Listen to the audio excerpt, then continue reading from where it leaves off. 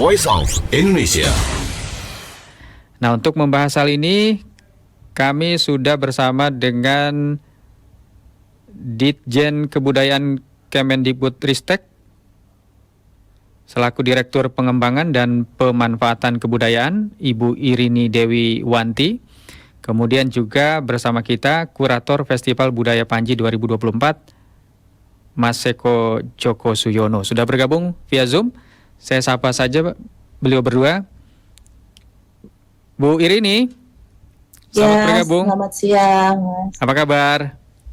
Alhamdulillah baik. Alhamdulillah. Mas Seno juga, selamat bergabung, Mas. Baik. Sehat juga ya? Oke, terima kasih sudah meluangkan waktu. Dan terkait dengan kegiatan ini, tentu pendengar Voice of Indonesia ingin tahu nih, bagaimana Festival Budaya Panji 2024 ini digelar. Tapi sebelum ke Ibu Irini, saya ke Mas Seno dulu nih. Kita ngobrolin soal cerita Panji, karena mungkin pendengar Voice of Indonesia, terutama yang di luar negeri, belum begitu mengetahui apa ini cerita Panji dari Indonesia ini. Mas Seno bisa menceritakan, Mas?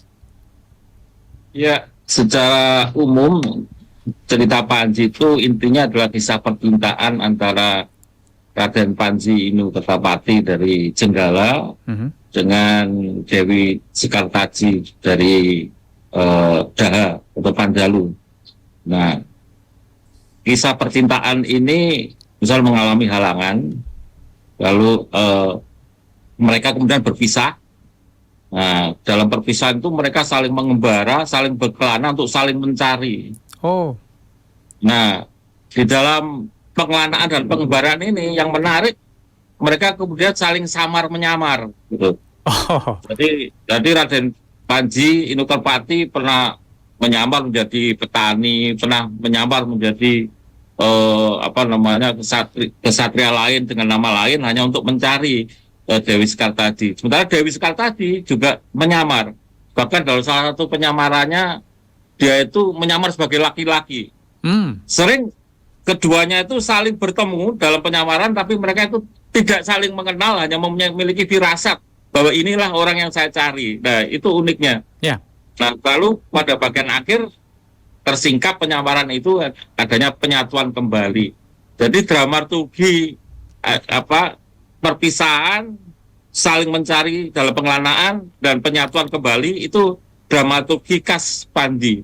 Jadi di dalam pengembaraan atau pengelanaan sendiri itu spektrumnya luas ya, dimensinya dalam. Jadi kalau kita bandingkan misalnya dengan kisah Romeo Juliet, Romeo Juliet itu hanya sebatas rivalitas politik keluarga bangsawan di Verona yang dibumbui asmara. Jadi Romeo dari keluarga A, Juliet dari keluarga Capulet. Yeah. Nah, mereka saling mencintai tapi keluarganya saling bermusuhan.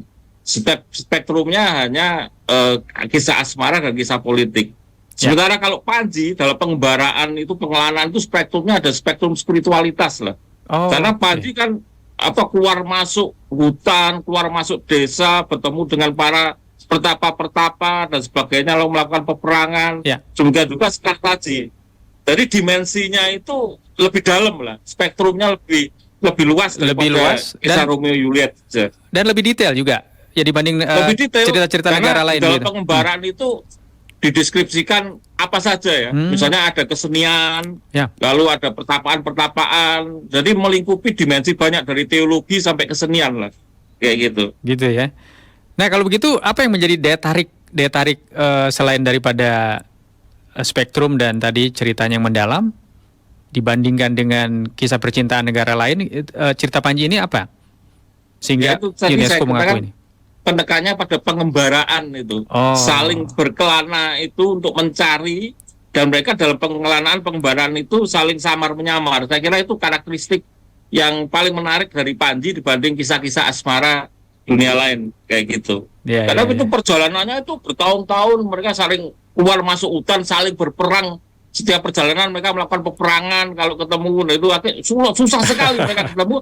Tapi begitu mereka ketemu berhadapan-hadapan, mereka nggak saling tahu bahwa tidak saling itulah tahu, yang ya? mereka cari. Oh, di situ Misalnya menarik. dalam kisah Panji Sumirang, Ya. itu Sekar Taji menyamar menjadi laki-laki yang namanya Panji Sumirang. Panji Sumirang itu ketemu dengan Panji Nukertapati, saling hanya firasat saja, tapi mereka nggak tahu bahwa itu yang saling dicari gitu. Nah, itu uniknya, kekasaknya cerita Panji di situ. Tapi misi mereka berdua itu tidak pernah berubah ya. Nawaitunya tetap ingin saling bertemu ya. Dan itu hasilnya happy ending, ada penyatuan kembali. Sementara kalau Romeo dan Juliet itu hasil akhirnya akan tragedi. Mereka saling bunuh diri ya. Jadi Romeo menegak racun, mati, lalu Juliet akhirnya bunuh diri dengan pisau. Jadi kalau Romeo Juliet itu tragik hasil endingnya, sementara kalau cerita Panji itu happy ending. Setelah pengelanaan bertahun-tahun saling mencari, itu menjadi happy ending. Membahagiakan. Penonton juga bahagia ya jadinya akhirnya ya. Nah, itu juga sebetulnya kalau menurut antropolog Lydia Kiven bukan hanya sebatas kisah asmara, tapi itu metafora dari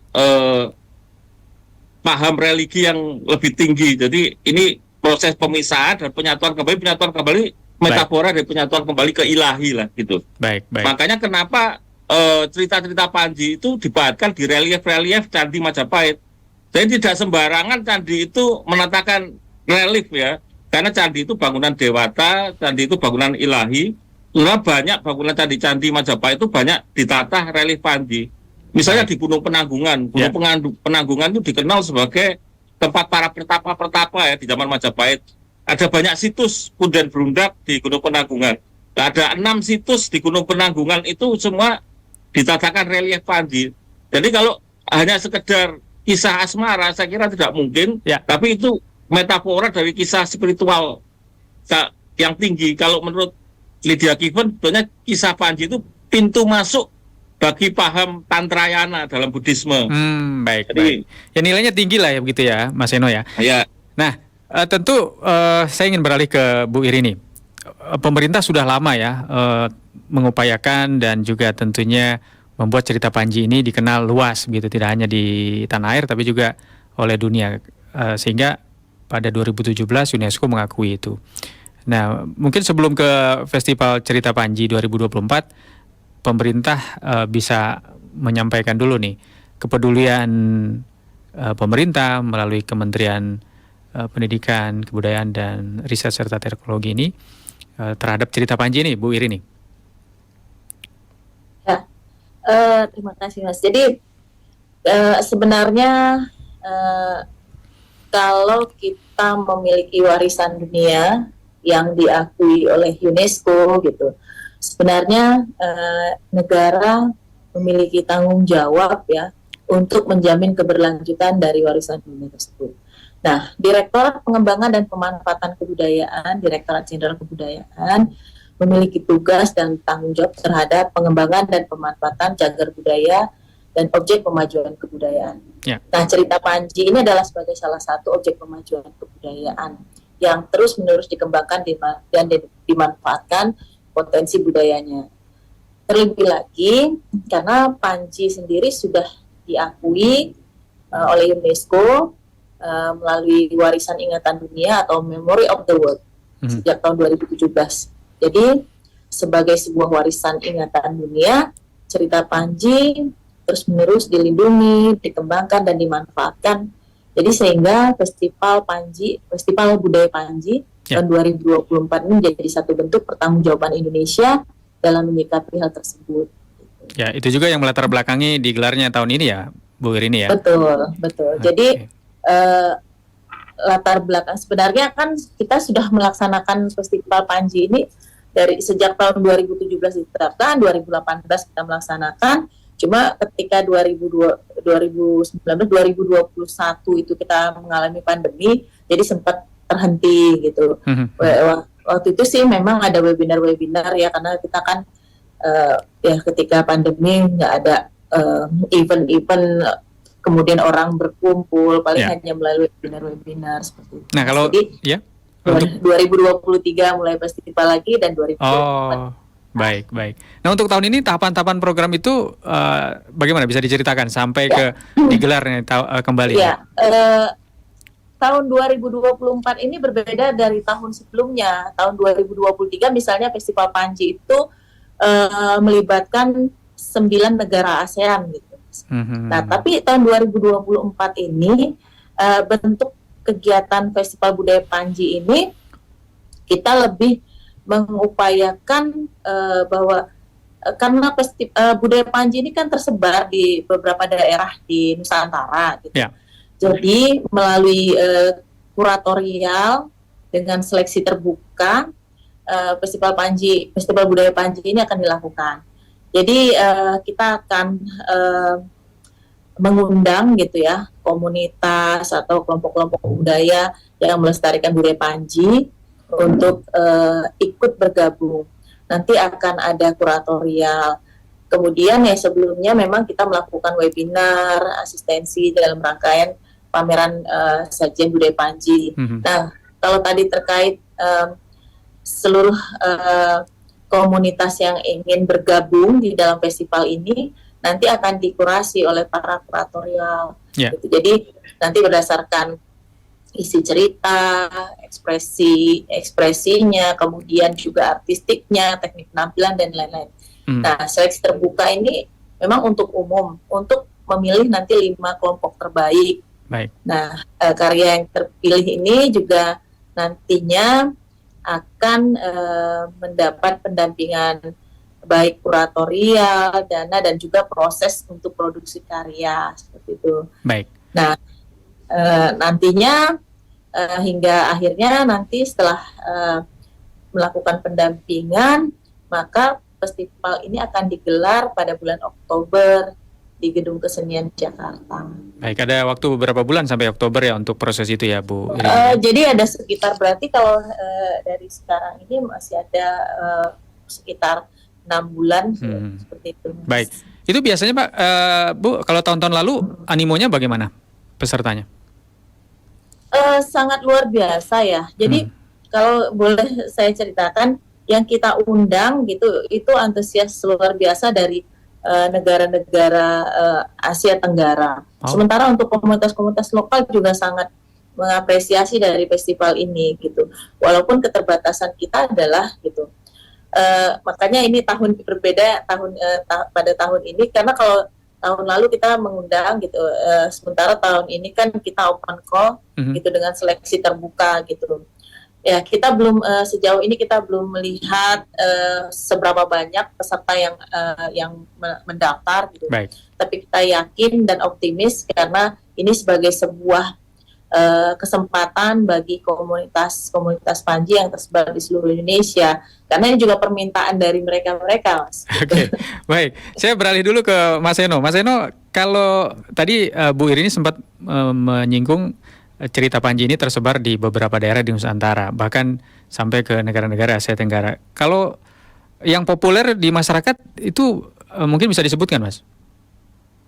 Ya, setiap kawasan memiliki kisah Panji sendiri ya. Jadi Panji yang misalnya dari Palembang ada kisah Panji Semirang. Sementara ya di Jawa yang populer ya Panji Nukertapati kayak gitu. Jadi setiap kawasan di Nusantara itu punya adaptasi dan varian-varian tersendiri terhadap kisah Panji. Tapi tetap prinsip utamanya dramaturgi yang seperti saya katakan tadi adalah perpisahan, saling pencarian, dan penyatuan kembali. Ya. Tapi itu formatnya, kisahnya bisa dibungkus macam-macam gitu. Tergantung wilayahnya sendiri-sendiri. Jadi Panji di Kalimantan ada, Panji bahkan sampai tadi dikatakan Bu Irini ini sampai ke Asia Tenggara ya. Jadi Kamboja memiliki versi Panji sendiri. Ya. Thailand memiliki versi Panji sendiri. Kalau di Thailand Panji namanya Inau ya. Nah, yang membedakan dengan di Jawa itu kalau Panji di Thailand, Inau itu menjadi kesenian istana. Dia itu hanya ada di lingkup istana ya, bertolak dari istana dan banyak dikonsumsi oleh keluarga istana. Jadi tumbuh jadi kesenian istana. Sementara Panji di Jawa itu menjadi murni rakyat gitu loh. Ya. Dan menjadi sangat populer di rakyat ya. Makanya kita itu dengan cara seperti katakan Bu Irini tadi open call, yaitu panggilan terbuka untuk para komunitas Panji, juga maksudnya adalah juga selain membuka secara transparan kegiatan ini juga melakukan pendataan. Ya. Kalau kita buka itu kan ketika kita jadi tahu berapa banyak sih komunitas-komunitas Panji yang ada di Jawa, di Sumatera, karena dengan cara panggilan terbuka itu kita akan mendapat data yang banyak gitu loh. Ya, ya. Nah itu menarik kan itu Ya. Mas Eno selain mendata perkembangan cerita Panji di masyarakat dan juga bagaimana juga di luar negeri kan ini menarik juga. Tapi barangkali untuk generasi sekarang ini kan semacam cerita yang asing ya. Nah ini bagaimana relevansinya kalau misalnya bicara tentang cerita Panji, apakah tetap diminati oleh generasi sekarang dan yang akan datang ke depannya? Kalau menurut Mas Eno gimana? Saya kira kisah Panji itu sama seperti Romeo and Juliet itu kisah universal dan itu terbuka sekali untuk diadaptasi pada situasi aktual atau memiliki relevansi dengan masa kini.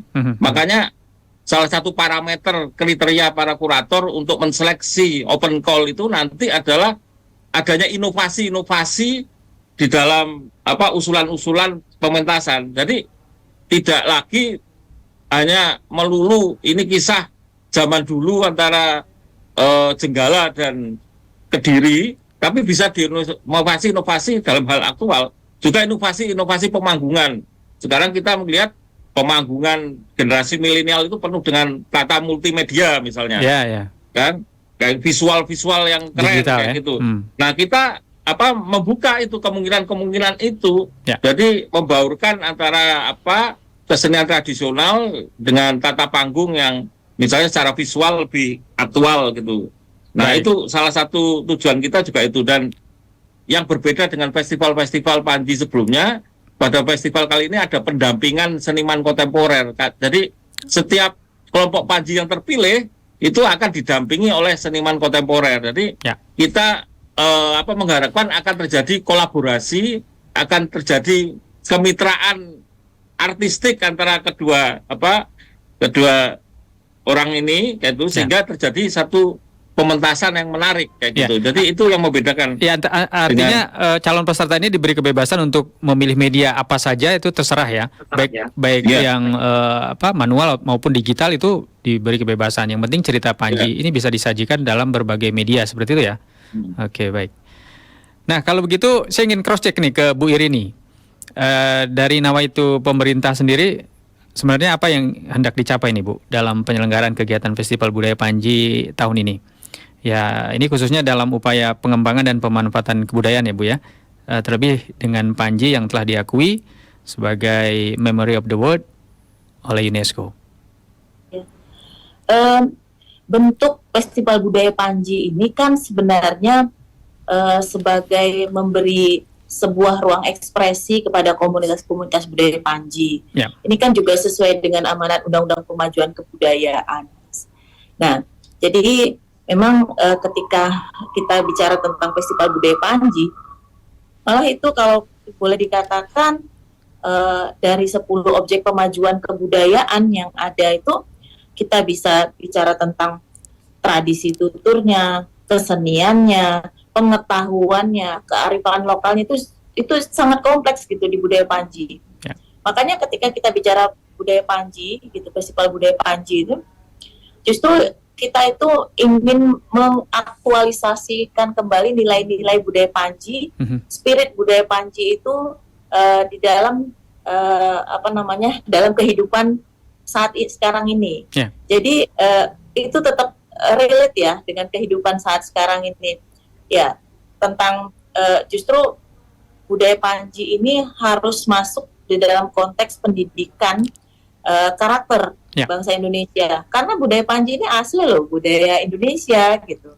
Jadi tentang kearifan lokal, tentang bagaimana, tentang nilai-nilai kesetiaan, survive. Karena kalau bicara tentang Panji itu pengelanaan tuh bagaimana orang Indonesia itu dulu itu survive ya, berada dimanapun gitu. Ya, dan itu harus meresap ke generasi sekarang. Artinya, artinya sasarannya generasi muda dong ya. Betul, generasi muda ya. Kita selain transfer pengetahuan, memberikan ruang ekspresi kepada si pelakunya sendiri, tetapi juga gitu bahwa ini bagaimana supaya tadi saya katakan relate di generasi muda. Makanya ini memang harus ada transfer pengetahuan. Jadi bukan hanya mengungkap dari kisah Panji, tapi bagaimana dimaknai dari semua filosofi-filosofi yang terkandung di dalam budaya Panji itu, gitu. Baik, baik. Nah, kembali ke Mas Eno, berarti dalam versi modern ini dimungkinkan ya dalam festival kali ini ya? Ya, nanti combine lah. Mhm. Prinsipnya tetap Panji yang tradisional, tapi elemen-elemennya kan berkembang ya dalam pemanggungan itu bisa di-combine. Oke.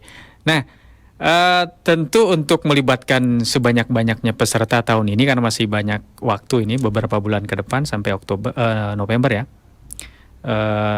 Nah, ini bisa dijelaskan nih, apa yang membuat atau menjadi alasan sehingga festival ini menarik untuk diikuti dan ya ada peserta-peserta baru yang bermunculan begitu yang lebih meningkat lagi dari tahun sebelumnya.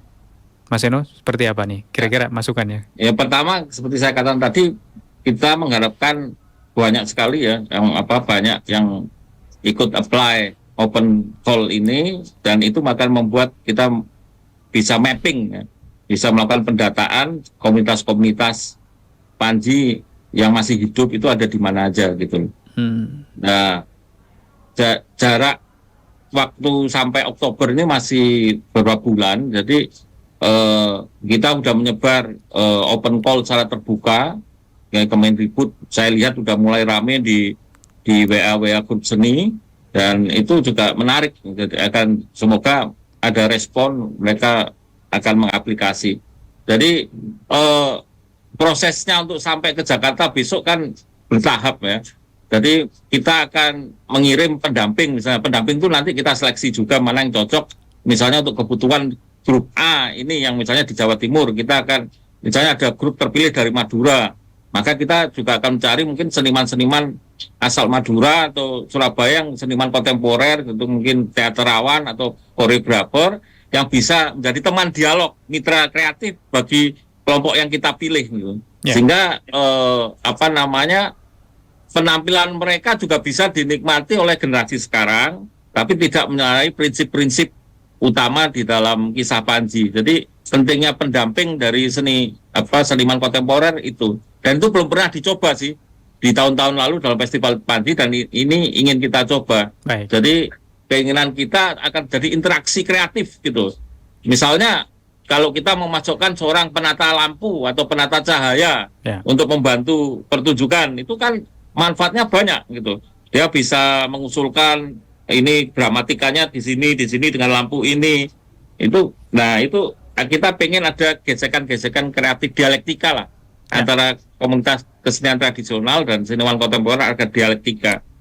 Betul. Kita akan memilih para pendamping, tentu saja akan kita pilih mulai dari penata cahaya sampai penata skenografi atau tata panggung kayak gitu. Ya. Di Malang saya lihat beberapa waktu misalnya ada pementasan topeng dari namanya Ki Soleh Adi Purnomo, dia ini salah satu dalang wayang topeng terkenal di Malang.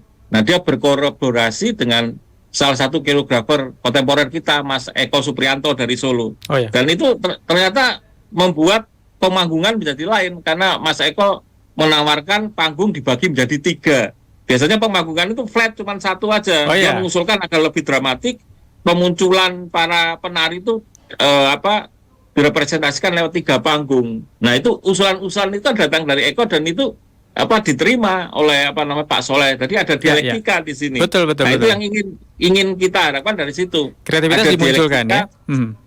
Kreativitas dimunculkan ya. Kita akan tercipta dialektika antara seni rupa seniman kontemporer dan komunitas-komunitas tradisi Panji. Itu. Wah, semakin menarik nih kalau semuanya seperti itu ya nanti ya. Tapi Bu Irini tadi kan sebelum sampai ke Jakarta dikurasi oleh Mas Eno dan tim kurator yang lain. Ini sosialisasi ke daerah-daerah dan ke luar negeri dilakukan seperti apa? Untuk sosialisasinya ya kita menggunakan media sosial pastinya Mas, yang paling efektif ya untuk menjangkau semua lapisan masyarakat, karena itu yang paling mudah sekarang. Tapi juga kita sudah beberapa waktu yang lalu kita melakukan webinar gitu dari kanal YouTube-nya Kemendikbudristek yang itu kan followersnya itu sudah ribuan, Oh iya puluhan betul. ribu maksud saya, Iya. gitu. Selain itu juga kita minta bantuan dari teman-teman komunitas yang di daerah, kemudian juga ada unit pelaksana teknis kita dari Dijen Kebudayaan itu ada kantor di daerah gitu, itu juga menyebarluaskan. Dan pemerintah daerah juga mungkin ya? Ya betul, pemerintah daerah juga kita bersurat gitu. Jadi ada yang resmi bersurat, ada yang melalui media sosial, itu kan terus berjejaring terus gitu. Tapi tahapannya itu diserahkan ke daerah masing-masing, misalnya jenjang proses penilaiannya sampai ke kurasi ke Jakarta itu? Enggak, proses penilaiannya memang di Jakarta. Di Jakarta ini, ya? dengan Seno dan beberapa tim kurator. Baik. Jadi kalau dari daerah sebanyak-banyaknya lah silakan ya mendaftarkan diri ya. Oke. Nah, terakhir Bu Irini mungkin ada yang ingin disampaikan juga pesan-pesan untuk calon peserta atau untuk pendengar Voice of Indonesia karena didengar di seluruh dunia. Mungkin negara-negara yang tahun lalu berpartisipasi supaya diingatkan kembali, mudah-mudahan tahun ini juga kembali ikut serta dan ada tambahan lagi dari negara-negara yang lain. Ya, pada seluruh pendengar, tentunya kita berharap partisipasinya untuk ikut memberikan informasi tentang khasanah budaya Panji yang luar biasa, unik milik Indonesia asli, dan persebarannya juga ada di beberapa daerah di Nusantara maupun di beberapa negara dengan ciri khas masing-masing, tetapi bahwa nilai-nilai Panji ini gitu akan terus hidup di tengah masyarakat dengan lapisan segala usia jika kita yang menghidupkannya. Artinya apa? Kontekstual ini gitu sebenarnya kalau kita memang bisa sama-sama memaknai budaya Panji ini sebagai suatu khasanah budaya leluhur kita yang terus menerus bisa diekspresikan seperti itu. Baik, terakhir dari Mas Seno mungkin ada yang disampaikan? Ya, kami mengharap dengan open call atau panggilan terbuka itu akan bermunculan ide-ide kreatif baru untuk mengembangkan Panji, sehingga Panji itu selalu menjadi kesenian yang segar gitu dan tidak lekang zaman kayak gitu. Jadi silakan ini kita membuat forum ya, untuk suatu forum yang untuk kompetitif di mana para peserta bisa mengembangkan ide-ide atau terobosan-terobosan seni yang baru untuk Panji. Saya kira itu adalah salah satu kunci untuk membuat pementasan atau pemanggungan Panji itu tidak lekang zaman dan selalu fresh ya, selalu aktual. Itu kami harapkan itu. Baik. Terima kasih Bu Irini, Bu Direktur yang sudah bersama Voice of Indonesia. Mas Seno juga sukses selalu dengan Festival Budaya Panji 2024. Nanti mudah-mudahan sebagaimana yang sudah kita rencanakan itu berjalan lancar dan semakin meningkat ya kesuksesannya baik dari peserta maupun juga kualitasnya semakin meningkat ya Bu Irini ya. Insya Allah, amin. Terima kasih. Baik. Demikian pendengar bincang-bincang kami bersama Direktur Pengembangan dan Pemanfaatan Kebudayaan Ditjen Kebudayaan Kemendikbudristek Ibu Irini Dewi Wanti dan juga Kurator Festival Budaya Panji 2024 Mas Seno Joko Suyono. Kita berjumpa lagi di lain waktu, tetap bersama di Voice of Indonesia dari Indonesia untuk Dunia. Voice of Indonesia.